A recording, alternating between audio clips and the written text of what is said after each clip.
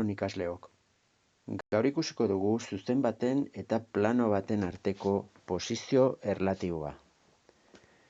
Baldin badaukagu adibidez, era parametrikoan adierazita dagoen R zuzena x berdin 3 ken 2 lambda, y berdin 1 gehi lambda, eta z berdin minus 2 gehi lambda, eta pi planoa 2 isa ken 3 i gehi 2 berdin 0, eta lortu nahi badegu R zuzena eta pi planoaren arteko posizio erlatiboa, egin behar duguna da lehenengo gauza, R zuzenaren vektore zuzentzailea eta pi planoaren vektore nagusia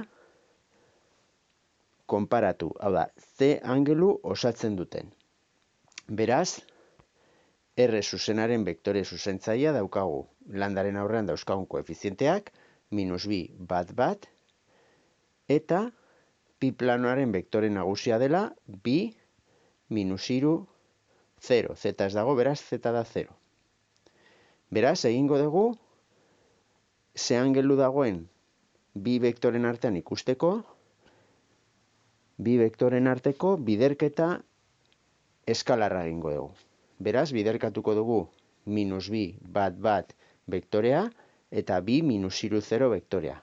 Beraz, egiten duguna da, osagaiz, biderkaketa egiten. Minus 2, bider 2, hemen, bigarren osagaiak, bat bider minus 3, eta bat bider 0, 0. Beraz, minus 2 bider minus 2 da minus lau, minus 3 bider bat da minus 3, eta 0 bider bat da 0. Beraz, minus lau eta minus 3 da minus zazpi. Nola ez den 0, ezin dira paraleloak izan R eta pi planoak. Paraleloak izateko, biderketa eskalarrak eman behar du 0. Bai? Kosinu alfa delako biderketa eskalarra zati bi vektoren arteko modulua. Beraz, goikoa hau 0 denez, ez denez 0 ezin dira paraleloak izan. Bai? Paraleloak izateko izan behar du biderketa eskalarra 0. Beraz, argi dago, bi zuzen horiek, zuzen hori eta plan hori, puntu batean ebakiko direla. Paraleloak ez direlako.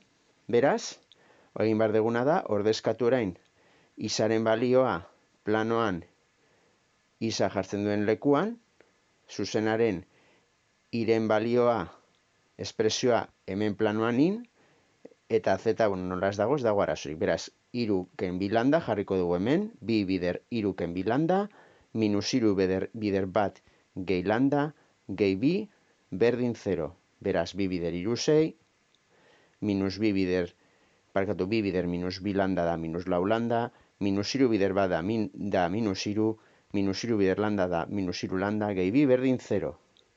Beraz, landak eskerrera pasatzen badegu, minus lau lambda ken 3 lambda, eta zenbakiak bestaldera. 6 bestaldera minus 6, minus 3 bestaldera 3, eta 2 bestaldera minus 2. Beraz, minus lau eta minus 3 lambda da minus zazpi lambda, eta bestaldean minus 6 gehi 3 ken 2 da minus bost. Lambda da minus bost zati minus zazpi, lambda bost zati zazpi.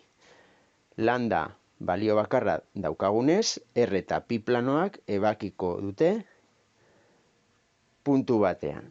Bai? Landak hemen izango bagenitu infinitu soluzio, hau da, 0 lambda berdin 0koak, orduan planoa eta zuzena izango lirateke paraleloak eta gainera gainjarriak. Zuzena planoaren gainean. Eta ematen badu hemen 0 lambda bider zenbaki bat 0 ez dena, orduan argi dago bi zuzena eta planoa paraleloak izango lirateke. Bai? Zuzena planoan egoten ez delarik. Baina nola lambda atera zaigu balio bat, puntu batean elkar ebakiko dute. Beraz, lambda ordezkatuko duen balioetan, eta daukagu isa berdin 3 ken 2 bider lambda dela bost zazpiren, 2 bider bost da 10 zati zazpi, beraz, 3 ken 10 zati zazpi, emekate zazpi, zazpi zati bat, zazpi bider 3 hogeita bat, zati zazpi, ken 10 zati zazpi, 11 zati zazpi. Bestaldean, bat gehi, bost zati zazpi, emekate zazpi, zazpi zati bat, zazpi, bider bat, zazpi. Gehi bost 12 zati zazpi, da iren bigarren parametroa. Puntu horretan, elkare bakitzen duen puntu horretan. Eta z berdin, minus bat gehi, bost zati zazpi, beraz, minus bat gehi bost zati zazpi, zazpi zati bat zazpi, bider minus bat minus zazpi, gehi bost minus bi zati zazpi.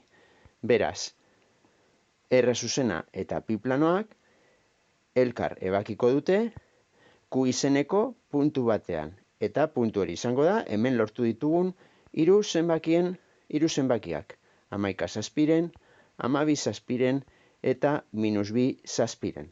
Beraz, sistema bateragarri determinatua izango dugu. Bale? Hau da, zuzen baten eta plano baten arteko posizio erlatiboari buruz, jakin behar dezutena.